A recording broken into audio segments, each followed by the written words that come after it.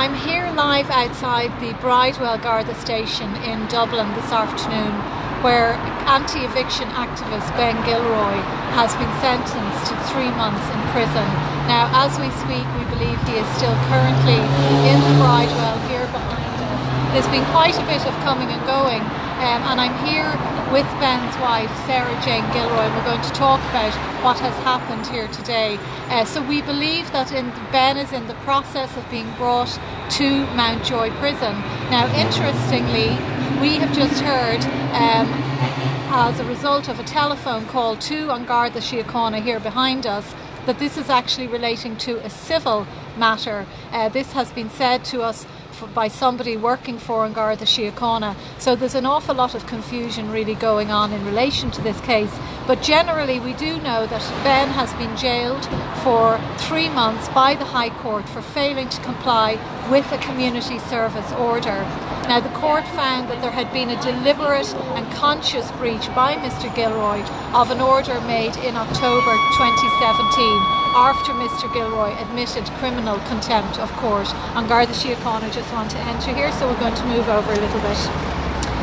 This relates to proceedings regarding Allied Irish banks and a judgment, a 3.2 million judgment against another man in which he accused the High Court of criminal intimidation and threats, and compared the action of the court to that of a thief putting a gun to his head and robbing him of his wallet.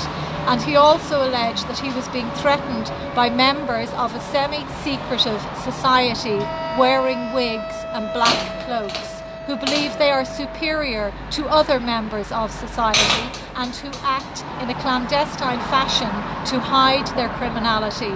These were some of the comments made by Mr Gilroy, for which he was held in contempt of court.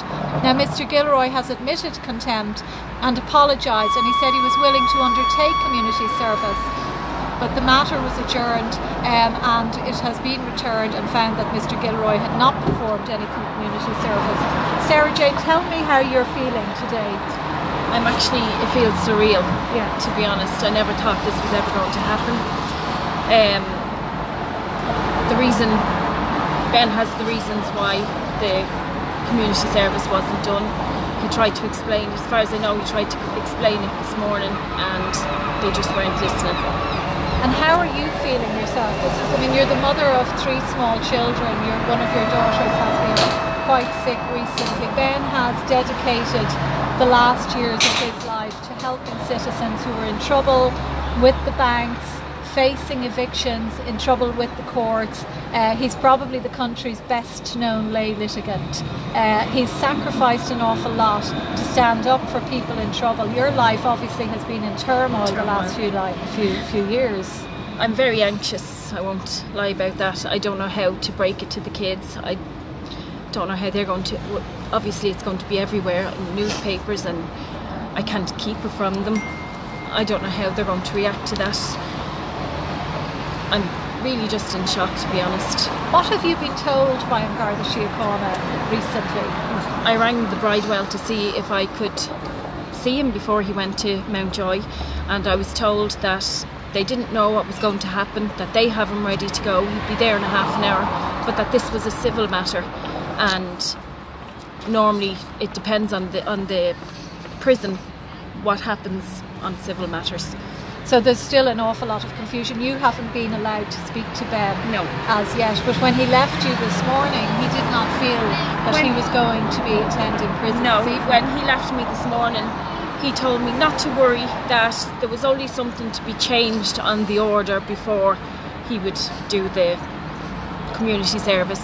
And as soon as that was changed, he'd get an extension of time to have it complete. Okay, and I think it's so ironic that somebody like Ben, who has been doing so much community service on behalf of the public, people in trouble, you get calls in the middle of the night to your home from people who are suicidal because they are going to lose the roof over their heads. Their children are going to be without a home because of the actions of banks.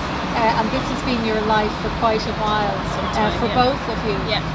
You also had a visit by An Garda Síochána to your home, which you believe had an impact on one of your children's health, isn't that right? Ben was helping somebody with their farm, and basically because he was on the farm there was a warrant for his arrest, which he tried to avoid. Well, he didn't try to avoid.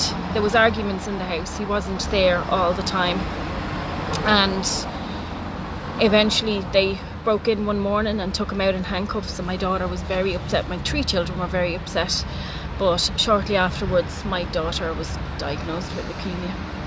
And do you believe that that had an impact on her health? I believe, I'm no healthcare professional, but I believe that we all have cancer cells in our bodies, and it's just the likes of a shock, or she saw her daddy being taken away, and that frightened her. Her immune system went down, and that took over. Well, thankfully she is in remission, and she's doing well. Doing really well, she obviously, the 3 of them, and I know Ben has 4 children actually, that they will all be very, very frightened this evening.